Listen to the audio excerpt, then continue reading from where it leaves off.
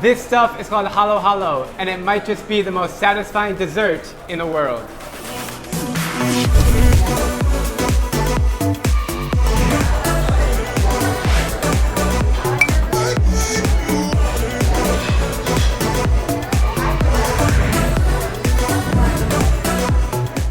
Here we have all the ingredients for halo halo, which is Tagalog for mix mix. It's a popular Filipino cold dessert that's not only popular, it's the dessert of the country. As Anthony Bourdain called it, it's oddly beautiful. I don't even know what half of these ingredients are.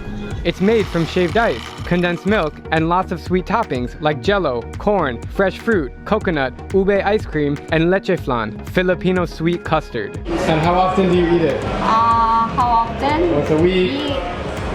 No, twice a week. It's a snow cone. It's an ice cream sundae. It's a sugary fruit cup that is so addicting you cannot stop eating. Halo halo's roots come from Manila in the 1920s. It was created as a spin-off of the Japanese dessert mitsumame because at the time, the Philippines was under Japanese control. Today, every province, every city, and every town in the Philippines has their own version of halo halo. Secret sauce. Secret ingredients. Especially in the summertime when it's so hot. I know I tend to exaggerate sometimes, but halo halo is truly one of the best desserts you can try, and it's only here in the Philippines.